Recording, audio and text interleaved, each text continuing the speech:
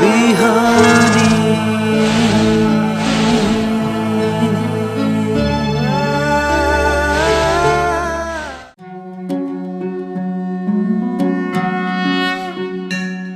ॐ ब्रह्मानन्दं परमसुखदं केवलं ज्ञानमूर्तिं द्वन्द्वातीतं गगनसदृशं तत्त्वमस्यादिलक्ष्यम् एकं नित्यं विमलविचलं सर्वदि साक्षिभूतं भावातीतं त्रिगुणरहितं सद्गुरुं तं नमामि। सच्चिदानन्दरूपाय विश्वोत्पत्त्यादिहेतवे तापत्रयविनाशाय श्रीकृष्णाय वयं नुमः। समादरणीय संपूर्ण दर्शकवृन्द, प्रभातकालीन हार्दिक अभिवादन। इमेज च्यानल को शुभ बिहानी कार्यक्रम मार्फत हामी उपस्थित भइसकेका छौं। आज कार्तिक कृष्ण त्रयोदशी। आज यो त्रयोदशीलाई धन त्रयोदशी भनेर भन्ने गरिन्छ। धन त्रयोदशीबाट नै धनतेरस यो बनेको हो। धनतेरस पर्व हो। आज हाम्रा विभिन्न पर्वहरू र ती पर्वले हामीलाई बताउन खोजेको, सिकाउन खोजेको र हाम्रो जीवन र हाम्रा व्यवहारहरूसँग जोडिएका प्रत्यक्ष विषयहरू हामीले यहाँबाट विमर्श गर्दै आएका छौं। आज धनतेरस त्रयोदशीबाट प्रारम्भ हुन्छ। त्रयोदशीको दिन यो पर्व पर्दछ। त्रयोदशी त प्रत्येक पक्षमा आउँछन्, तर आजको यो त्रयोदशी भनेको, यो धन त्रयोदशी भनेको अत्यन्तै महत्त्वपूर्ण हुन्छ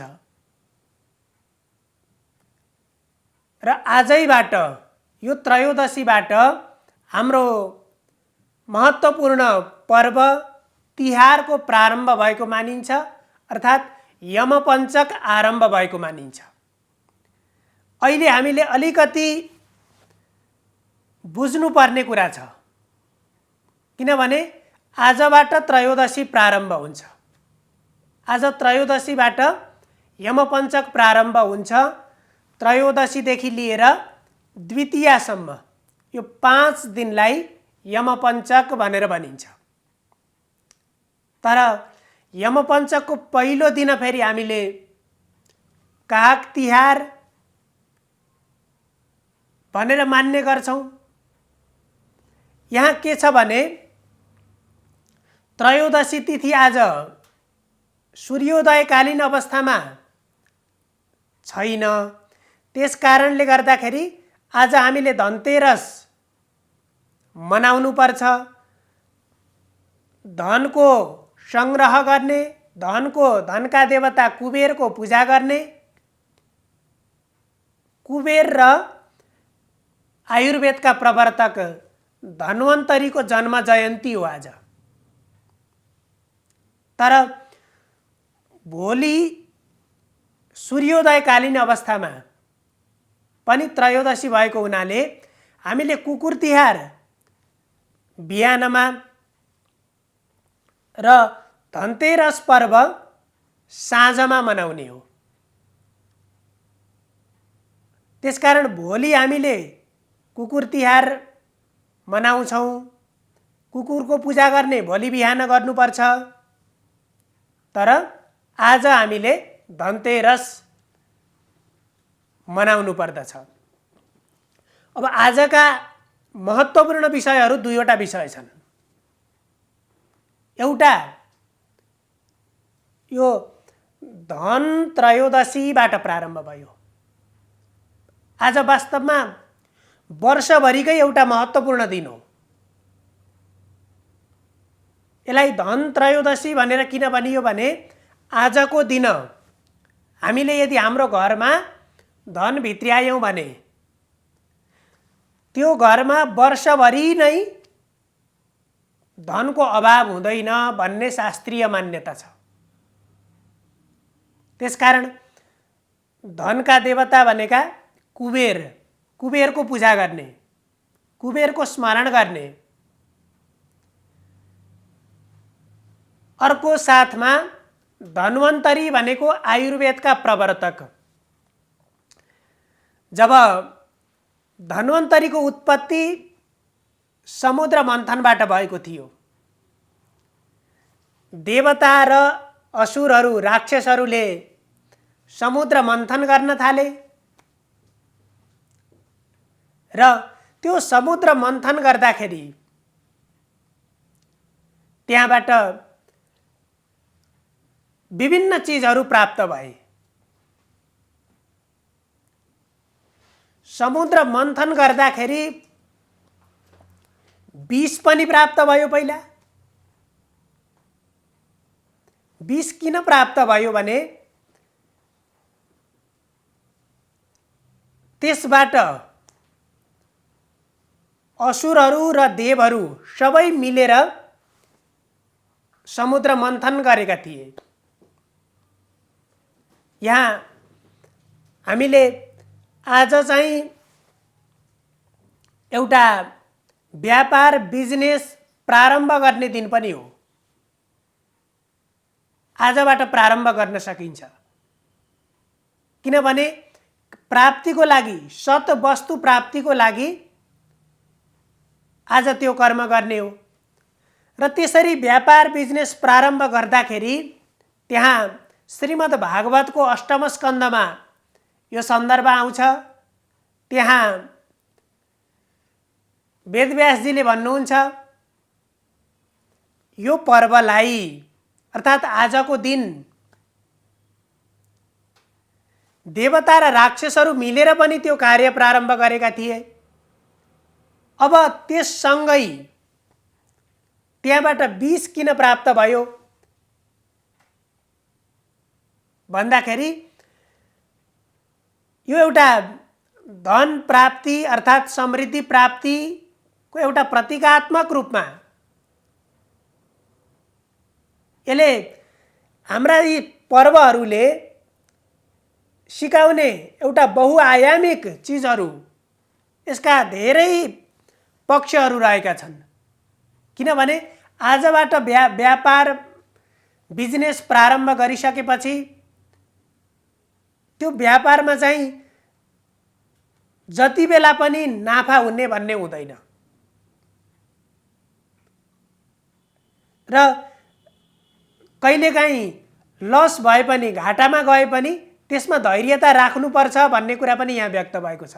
किनभने त्यति बेला समुद्र मन्थनको बेलामा जब विष प्राप्त भयो, त्यो विष प्राप्त भए पनि उनीहरूले, देवताहरूले त्यो मन्थनको कार्यलाई उनीहरूले छोडेनन्। उनीहरूले निरन्तर मेहनत गर्दै गए। त्यो कार्यमा निरन्तर उनीहरू अगाडि बढे र पछि बल्ल अमृत प्राप्त भयो। त्यहाँबाट प्राप्त भएको त्यो हलाहल विष प्राप्त भएको थियो समुद्र मन्थनमा। अनि त्यो हलाहल विषलाई भगवान शिवले पचाइदिनु भयो। त्यो विष प्राप्त भएपछि देवताहरू आत्तिएर भगवान कहाँ गए, तर उनीहरू आफ्नो कार्यमा निरन्तर लागे। त्यसरी त्यो समुद्र मन्थन गरिसकेपछि अन्त्यमा आज धन्वन्तरीले घडामा अमृतको घडा लिएर त्यो अमृतको घडा सहित धन्वन्तरीको उत्पत्ति भयो। धन्वन्तरीलाई भगवान विष्णुको एउटा अवतार पनि मानिन्छ। भनेको आजबाट जसरी समुद्र मन्थन गरेर अमृत प्राप्त भयो, त्यस्तै आज पनि विभिन्न व्यापार बिजनेसका कार्यहरू प्रारम्भ गरिसकेपछि त्यसबाट सफलता प्राप्त हुन्छ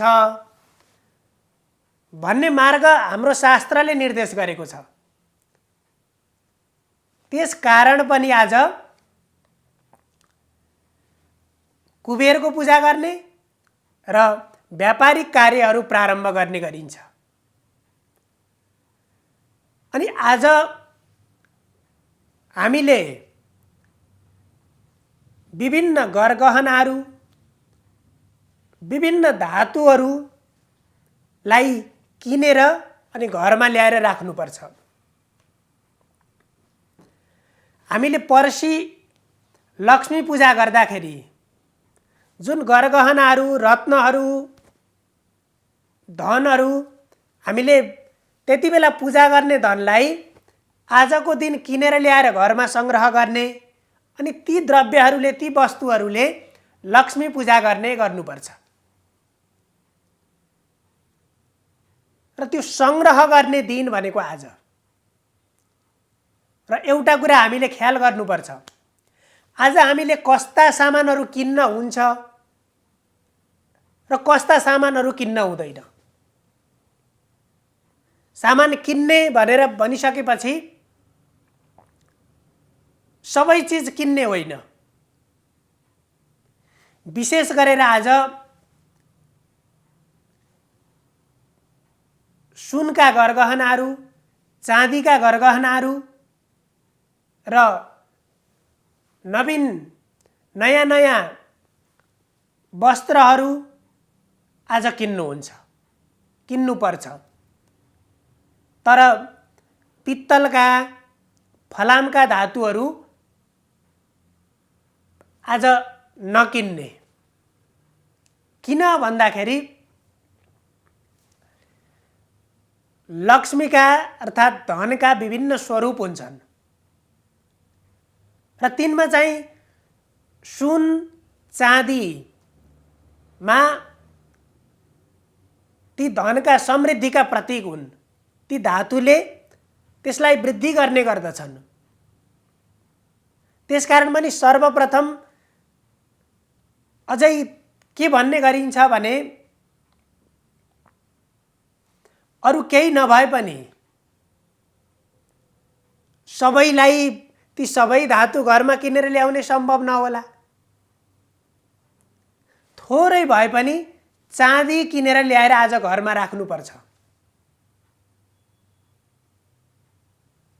र सम्भव भएसम्म सुन आदि धातुहरू पनि ल्याएर राख्ने।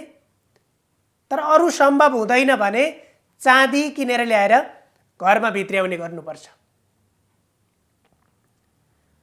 यसरी आज हामीले धन्वन्तरीलाई यहाँ एउटा अमृत प्राप्तिको अर्थात् समृद्धि प्राप्तिको सङ्केतको रूपमा हाम्रो घरमा पनि समृद्धि प्राप्त होस् भनेर हामीले पूजा गर्छौँ। र यहाँ आज यमपञ्चकको प्रारम्भमा जसरी हामीले कुबेरको पूजा गर्दैछौँ अनि धन्वन्तरीको पूजा गर्दैछौँ, उनको उत्सव मनाउँदैछौँ भने यहाँ धन्वन्तरीलाई त्यसरी अमृत प्राप्त गरिसकेपछि त्यो अमृत कस्तो त भन्दाखेरि कहिल्यै पनि मृत्यु नहुने त्यो चिज जसले दीर्घायु प्राप्ति, सुस्वास्थ्य र त्यसको निमित्त पनि, किनभने अब यो त्रयोदशी यति बेलै परेको छ जब वर्षा ऋतु सकियो। वर्षा ऋतु सकिसकेपछि शरद ऋतु प्रारम्भ हुँदैछ। वर्षाको समयमा विभिन्न कीटाणुहरूले हाम्रो जीवनलाई, हाम्रो शरीरलाई पनि प्रभावित पारेका हुन्छन् र त्यसबाट निवृत्तिको लागि यहाँ पहिलो प्रारम्भमा हामीले धन्वन्तरीको पूजा गर्छौँ, धन्वन्तरीको उत्सव मनाउँछौँ।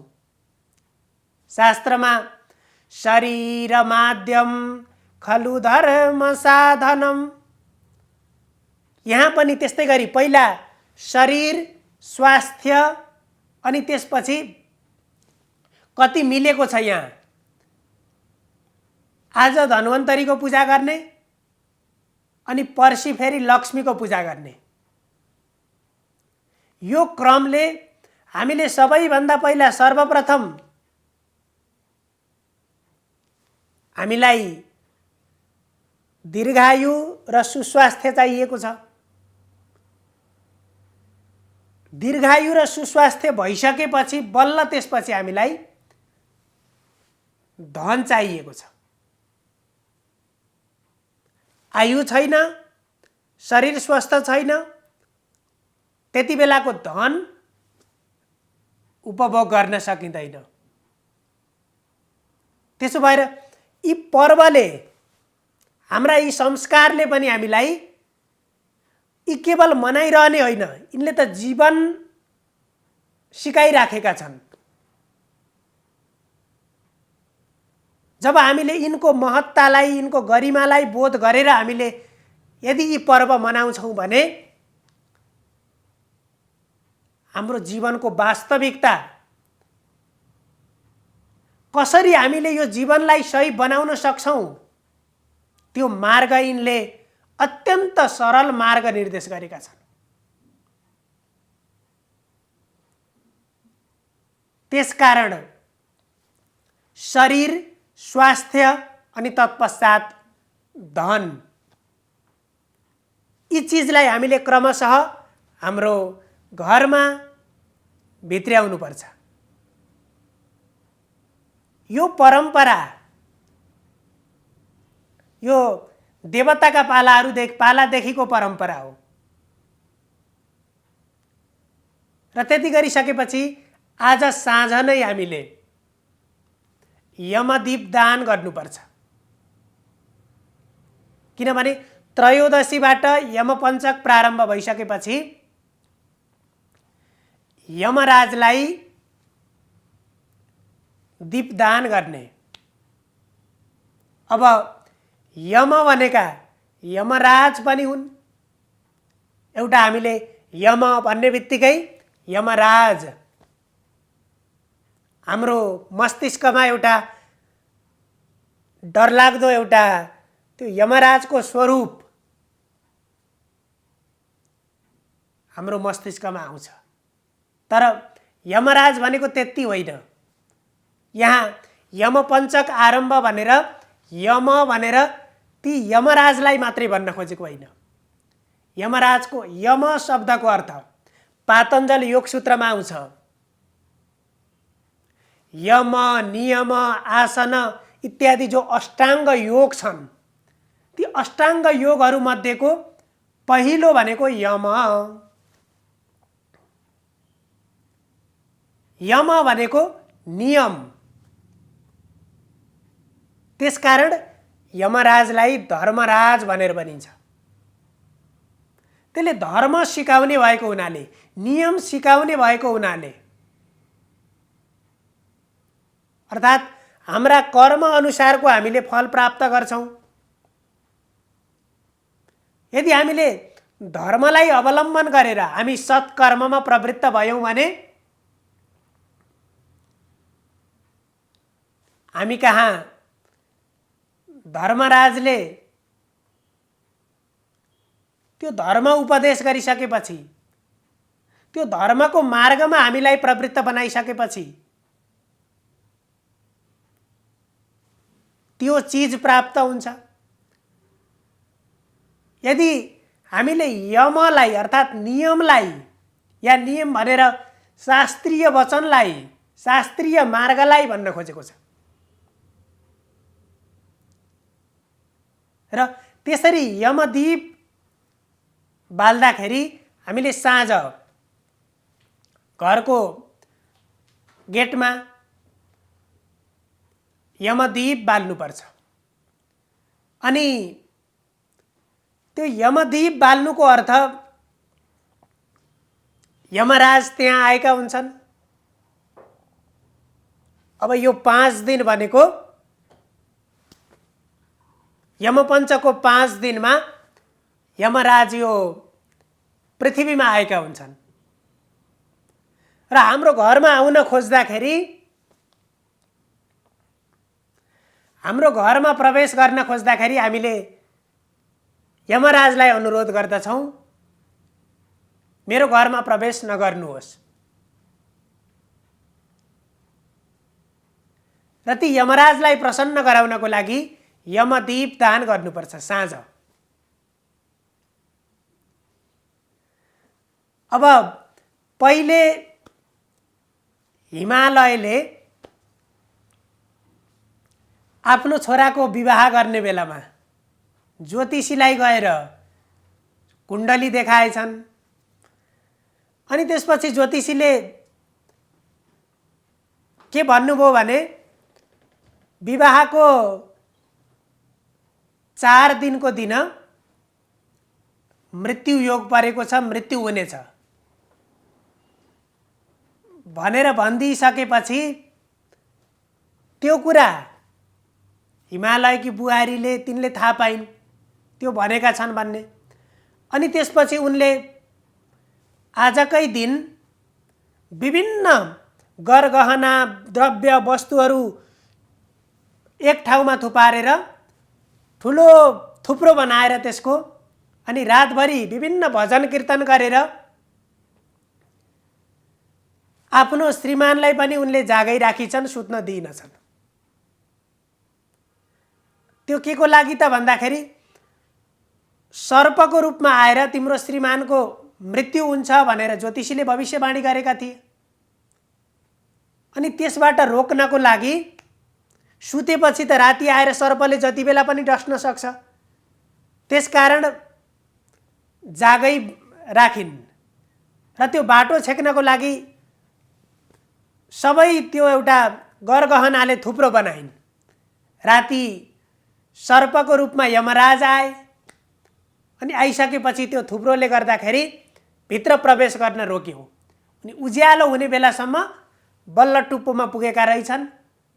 अनि त्यहाँ पुग्दाखेरि उनको कानमा, यमराजको कानमा ती भजनहरू, भगवानका नामहरू कानमा परे र उनी यमराज, त्यो उसको श्रीमानलाई लिन आएको यमराज पनि त्यहाँबाट फर्केर गएका थिए। त्यसकारण आज हामीले संग्रह गरेको धनको, विभिन्न गरगहनाहरूको त्यस्तो महत्त्व रहेको छ र त्यसले त्यो दीपदानको पनि त्यो महत्त्व रहेको छ।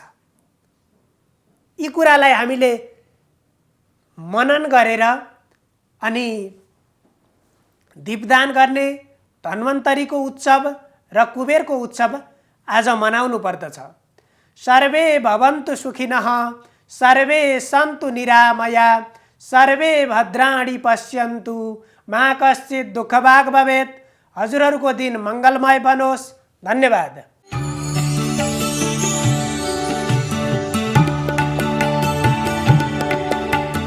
नमस्कार, तपाईको आजमा स्वागत छ। सुरु गरौँ आजको पञ्चाङ्गबाट।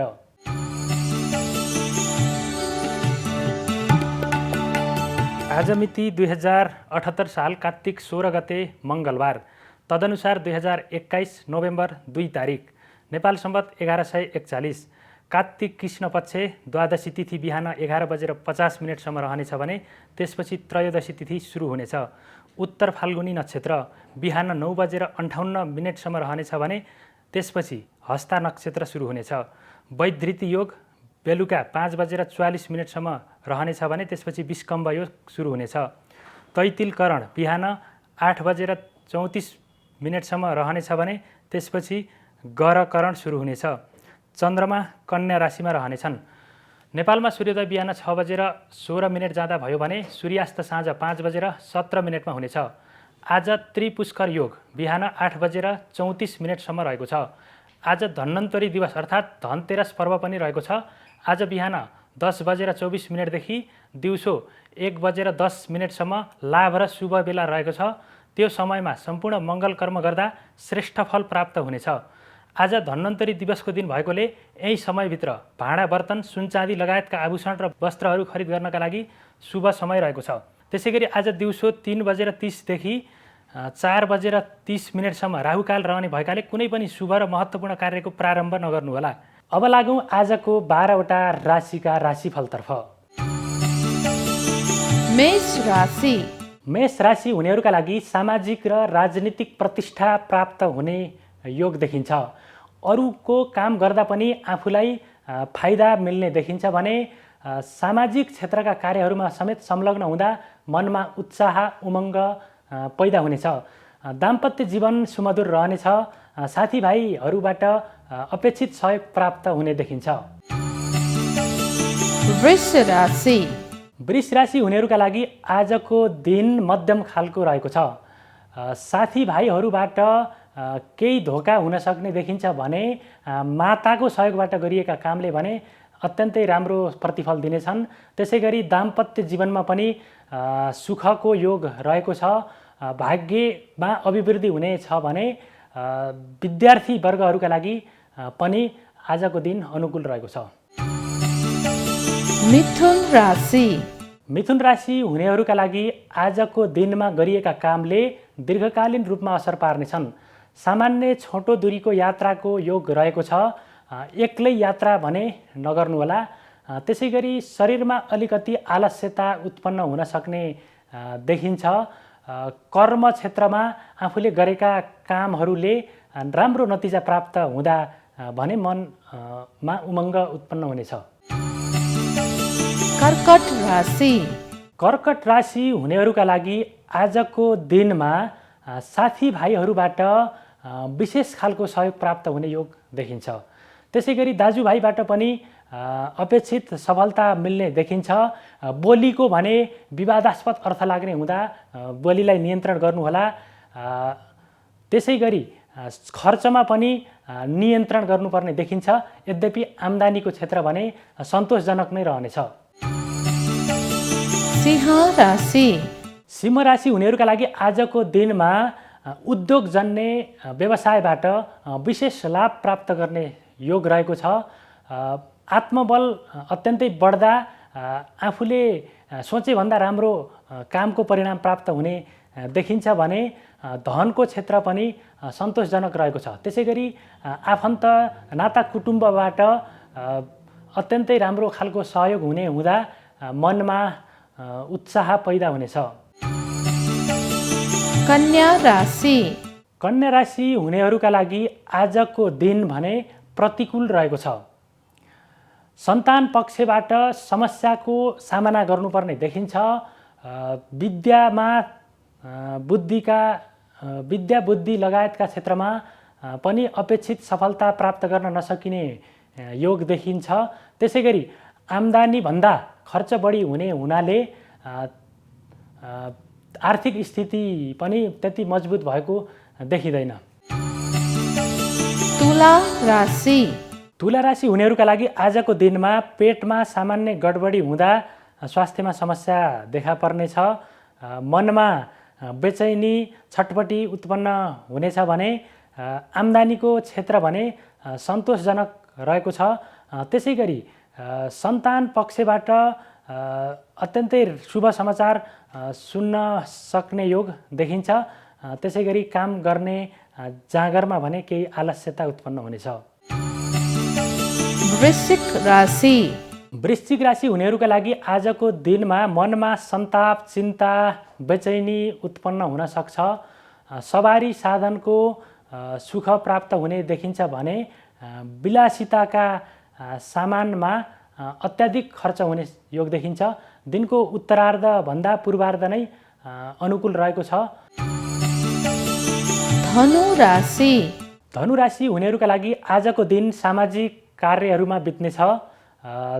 पिताको सहयोगमा महत्त्वपूर्ण काममा उपलब्धि मिल्नेछ भने मातासँगको सम्बन्धमा केही कटुता आउन सक्ने देखिन्छ।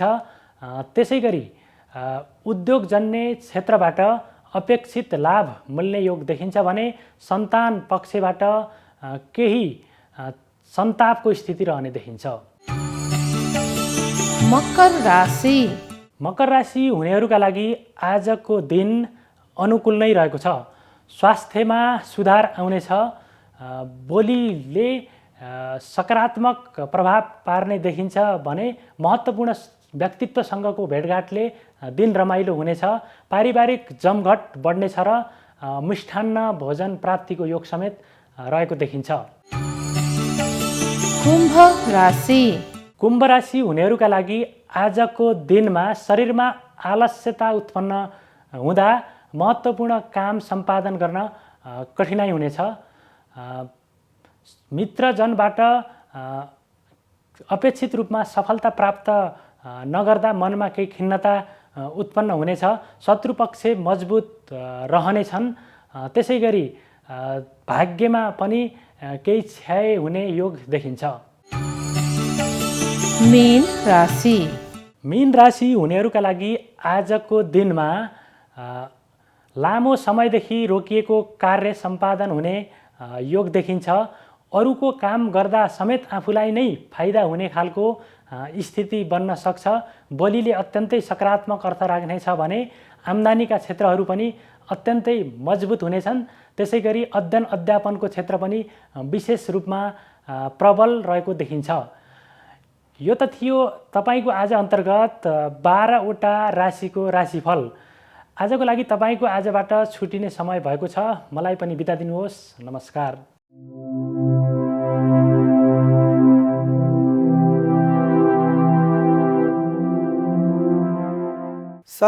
सच्चिदानन्दरूपाय विश्वोत्पत्त्यादिहेतवे तापत्रय विनाशाय श्रीकृष्णाय वयं नमः। नमस्कार, यहाँलाई स्वागत छ वास्तुविधामा। आदरणीय सज्जन भक्तवृन्द, आजको विषय प्रसङ्ग लिएर उपस्थित भएको छु। वास्तुविधामा ईशान कोणमा के गर्दाखेरि उपयुक्त हुन्छ र के गर्दाखेरि उपयुक्त हुँदैन भन्ने बारेमा। ईशान कोण भनेको वास्तुको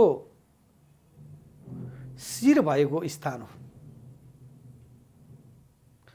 पूर्व प्रसङ्गमा पनि मैले यसको वर्णन गरिसकेको छु। वास्तु पुरुषको शिर चाहिँ ईशान कोणमा रहने भएका कारणले ईश भनेको भगवान, भगवानलाई नै स्थापना गर्नुपर्छ। हजुरहरूलाई सर्वविदितै होला ईशान कोण भनेको कुन स्थान हो।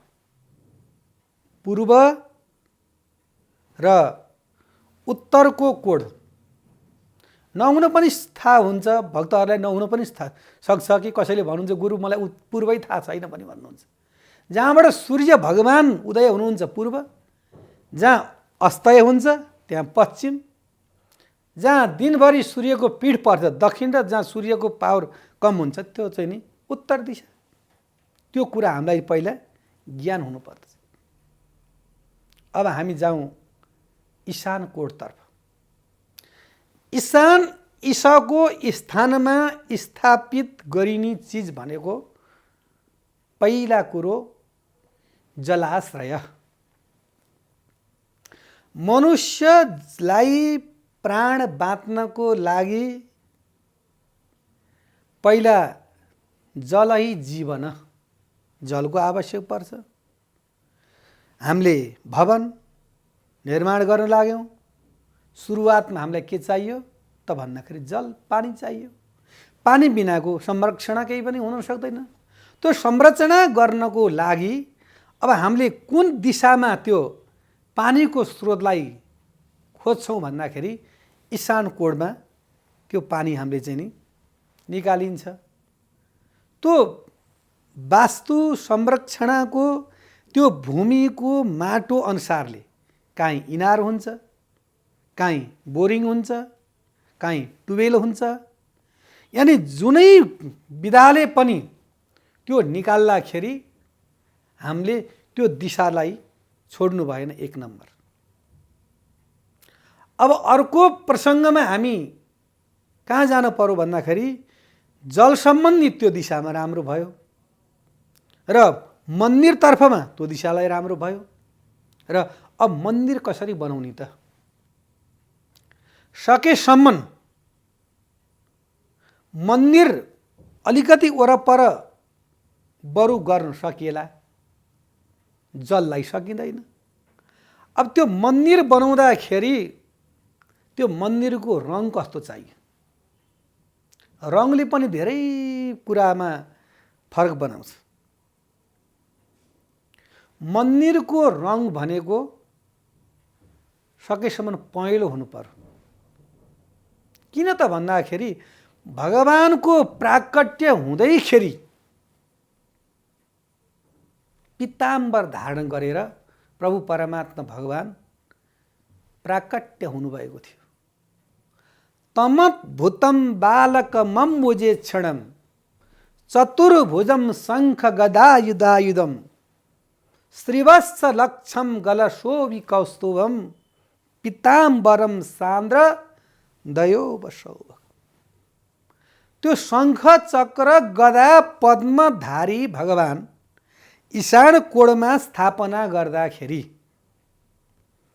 त्यसको कलर चाहिँ नि भुइँमा के हुनु पर्यो। अब हजुरले मार्बल लाउनुहुन्छ कि टाइल लाउनुहुन्छ कि कलर गर्नुहुन्छ कि त्यसलाई सकेसम्म पहेँलो कलर गरिदिनु भयो भनेदेखि त्यो ईशान कोणको वास्तु दोष हुँदैन 1 नम्बरमा। अब अर्को कुनै रङ छैन त मन अर्को रङ पनि छ। रातो। रातो शान्ति देवीको प्रतीक, विजयको प्रतीक। रातो पनि लाउन सक्नुहुन्छ। जसरी हामीले कुनै विजय उत्सव गर्दाखेरि जुनै पनि हामीले काममा शुभ साइतमा रातो प्रयोग गर्छौँ। त्यो रातो मार्बल फर्सहरू पनि हजुरले लाउन सक्नुहुन्छ। र त्यो ईशान कोणमा हजुरले अब भगवानका विग्रहहरू राख्नु पर्यो। हुन थाहा नहुन सक्छ कतिजनालाई, सबैलाई ज्ञान हुन्छ भन्ने कुरा छैन। र भगवान कता फर्काउने त भन्दा कयौँ घरमा देखिन्छ भगवानलाई पूर्व फर्काएको हुन्छ। भगवानलाई पूर्व फर्काउँदा भगवानको पृष्ठभाग यानि पछाडि दक्षिणतर्फ हुन्छ, पश्चिमतर्फ हुन्छ। र भगवानलाई पूर्व फर्काउँदाखेरि भगवानको पृष्ठभाग पूर्व र भगवानको जुन विग्रह छ त्यो विग्रह पश्चिम हुनु पर्यो। अनि त्यो के भयो त भन्दाखेरि सुल्टो भयो। जहिले पनि हजुर मन्दिरमा प्रवेश हुनुहोस्, जुन स्थानमा जानुहोस् त्यहाँ भगवानका द्वारहरूमा प्रवेश गर्दाखेरि जहिले पनि पूर्वबाट भगवानका विग्रहलाई पश्चिमतर्फ फर्काइएको हुन्छ। यो एउटा। अर्को कुरा के छ भन्दाखेरि त्यो भगवानको ईशान कोणमा स्थापना गर्ने जुन मन्दिर छ नि त्यसमा यदि हामीले पितृका फोटाहरू राख्छौँ भनेदेखि हामीले पूर्वबाट पश्चिम दिशामा फर्काउनु हुँदैन। दक्षिणतर्फबाट उत्तरमा फर्कायौँ भनेदेखि त्यो दक्षिणी ध्रुवमा भयो। जो दिवाङ्गत आत्माहरूको, जो वैकुण्ठवासी पितृहरूको सम्झनामा त्यो मन्दिरकै ईशान कोणको मन्दिरकै साइडमा यानि दक्षिणतर्फमा पितृका फोटा राखेर एउटा जलको घडा त्यसमा चाहिँ हामीले राखिदियौँ भनेदेखि त्यो पितृहरूको दिवाङ्गत आत्माहरूले चिर शान्ति प्राप्त गर्छ। अब अर्को कुरा गयो दीपनारायणको कुरा। यो भर्खरैको पनि एउटा प्रसङ्ग छ। दसैँको बेलामा आफूभन्दा बडालु सज्जन भक्तहरू कहाँमा टीका थाप्न गयो। दियो प्राय घरमा उल्टो बालेको हुन्छ। अब आफ्नो त्यही विधाको भएका कारणले, ज्ञान भएका कारणले हजुर यो दियो त उल्टो भयो नि भन्दा होइन, यो दियो त सुल्टो भएको छ। यो हाम्रो कर्मकाण्ड किताबमा 9को किताबमा जुन हाम्रो यो अहिले वेद विद्याश्रमले जुन पढाउँदैछ त्यसमा 9 कक्षाको किताबमै लेखेको छ।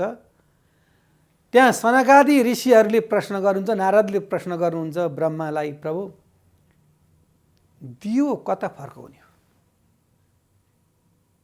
दीपनारायण या गच्छ इहा तिष्ठ यावतम पूजा करोमि तावतम सुस्थिरो भव सुप्रसन्नो वरदो भव सर्वदा।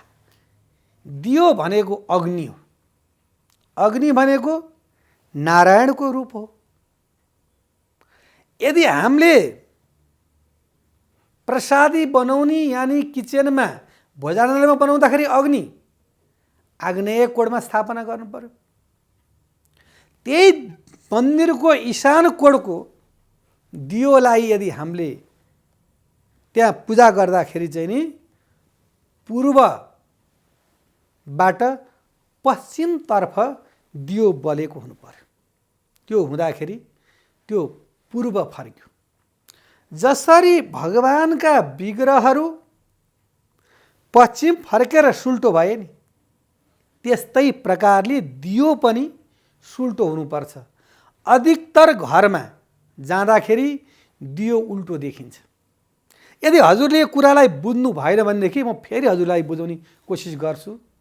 हजुरले दियो लिनुभयो, दियो बाल्नुभयो, त्यो बलेको ज्योति यानी बत्तीलाई आफूतर्फ राख्नुहोस्।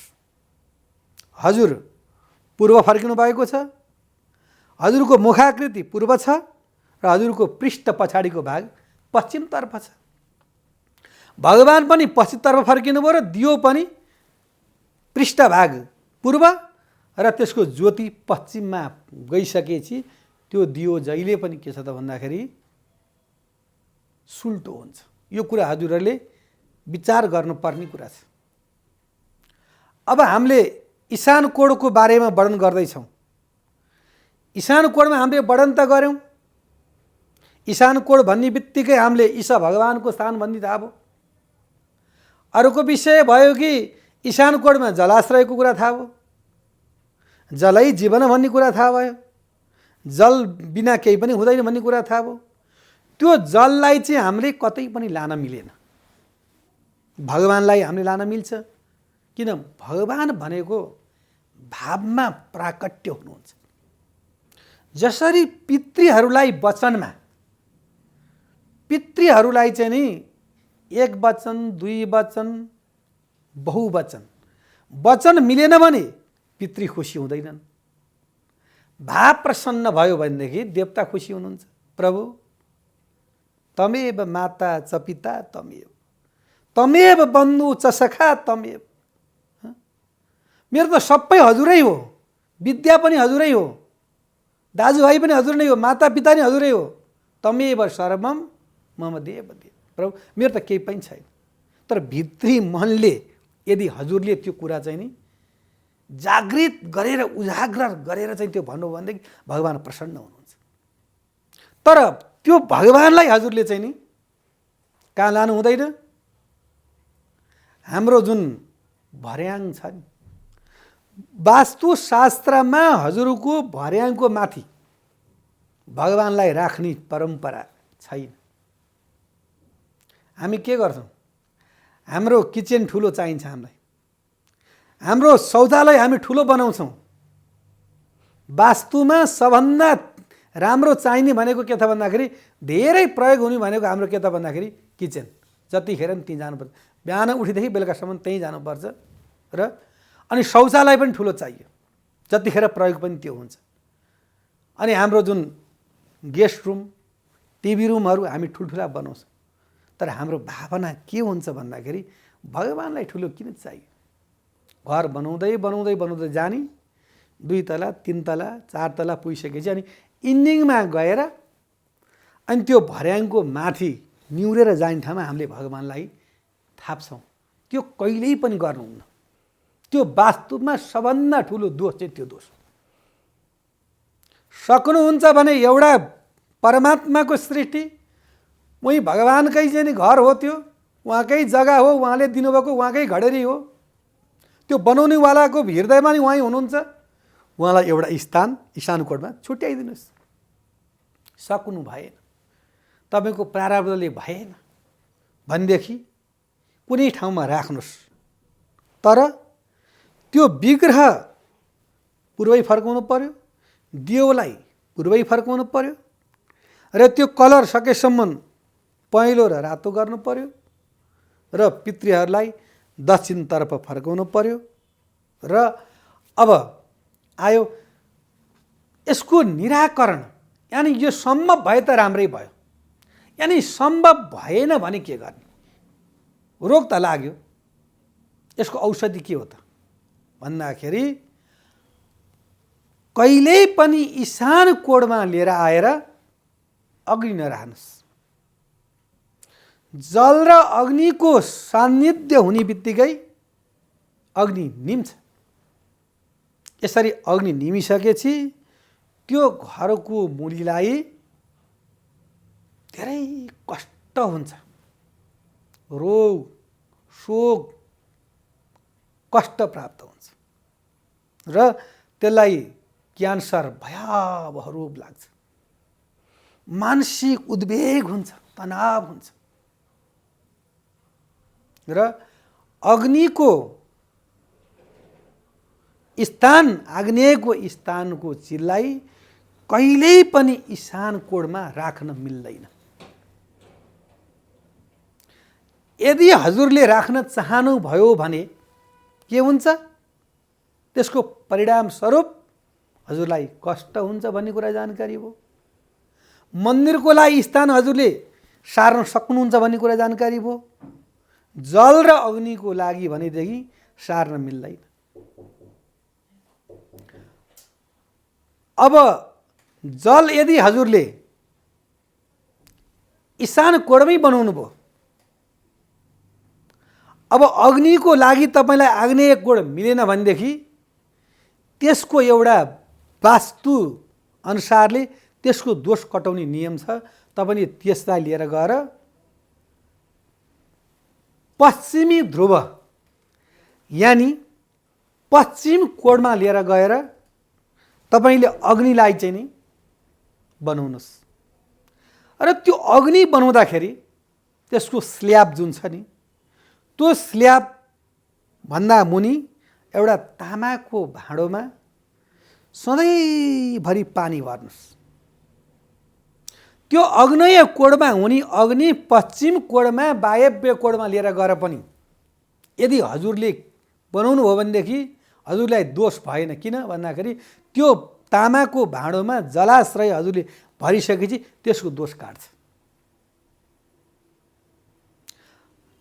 यदि अर्को उपाय गर्नुहुन्छ भनेदेखि त्यो स्ल्याब बनाउनु भन्दा पहिला नै त्यो तामाको तारलाई हजुरले त्यो स्ल्याब मुनि बिछ्याइदिनुस् र त्यसले गर्दा पनि वास्तु दोष काट्दछ। अर्को तेस्रो नम्बरमा गएर हजुरले पिलामेन, त्यो पिलामेनको पत्थरलाई हजुरले वायव्य कोणमा यानी पश्चिम र उत्तरको कोणमा त्यो वायव्य कोणमा गएर त्यो पिलामेन राखिदिनु हो भनेदेखि त्यसका जति पनि नेगेटिभ भाइब्रेसनहरू छ त्यो पिलामेनले तान्दिन्छ र त्यो पोजिटिभ भाइब्रेसन, त्यो ऊर्जा हजुरलाई चाहिँ नि त्यसले दिन्छ र त्यो वास्तु दोष लाग्दैन। अब हामीले वास्तुको विषयलाई परोस्दै जाँदाखेरि अग्नेय कोणको वास्तु वायव्यमा लिएर गइयो, मिल्यो। ईशान कोणको जललाई आग्नेय कोणमा लान मिलेन र जुन जुन मन्दिर जुन छ हामीले वर्णन गरिएका छौँ त्यो मन्दिरलाई भर्याङमाथि राख्न मिलेन। यसरी त्यो वास्तुलाई हामीले संरक्षण गरेर त्यो वास्तुको पूजनद्वारा यदि नित्य हामीले त्यो घरलाई चाहिँ नि मन्दिर बनाउन सक्यो भनेदेखि त्यो दोषले हामीलाई कहिले पनि छुँदैन। सकिन्छ भनेदेखि हाम्रो ठुलो भूमिमा सुरुवातीमै वास्तु हेराउनु पर्यो। कुन दिशामा के चिज राख्ने भन्ने कुरा हामीले पूर्व नै हामीलाई ज्ञान हुनु पर्यो। भवन बनिसक्यो, भवन हजुरले बनाउनु भएन, भूमि लिनु भएन, भूमिको माटो थाहा भएन हजुरलाई र हजुरले वास्तु परामर्श लिनु भएन, इन्जिनियरलाई भन्नु भएन र पुरानो भवन यदि हजुरले चाहिँ नि खरिद गर्नुभयो भनेदेखि सर्वप्रथम त्यो भूमिको माटो हेर्नु पर्यो। त्यो भूमिमा रवि शुक्र शीत भौम राहु शनिचर। यदि हजुरको भूमिमा सूर्यमा हजुरको माटो पर्यो भनेदेखि त्यो भूमि उत्तम भयो। त्यो भूमि हजुरको उत्तम भयो। आदित्य उलटा भूमौ चन्द्रमा छिर बिरह्यो। अब यदि हजुरको सूर्यको भूमि पर्यो हजुरलाई उत्तम भयो। चन्द्रमाको भूमि भयो हजुरलाई चाहिँ के छ भन्दाखेरि त्यो दोष लाग्ने भयो। त्यसमा मेडिसिन यानि तरल पदार्थ, रसायनशास्त्रहरू, व्यापार बिजनेसको लागि त्यो हजुरको भूमि उत्तम मानियो वास्तु दोष अनुसारले। र यदि हजुरको त्यो चन्द्रमाको भूमिमा यदि गृह निर्माण गरेर यदि बस्नुपर्छ भनेदेखि हजुरलाई सधैँभरि त्यो भूमिले दुःख दिने भयो। त्यो ईशान कोणमा यदि शौचालय बनेको छ भनेदेखि सबैभन्दा वास्तुमा घातक त्यो मानिन्छ। बनाउनु हुँदैन। बाइचान्स बनेको छ भनेदेखि त्यसलाई तुरुन्त अर्को स्थानमा परिणत गर्नुपर्छ। र त्यो भूमि भनेको शुद्ध पवित्र भूमि हो। त्यसमा भगवानको मन्दिर, जलाशय र त्यो ईशान कोण सधैँभरि सुग्घर सफा राख्नु पर्दछ।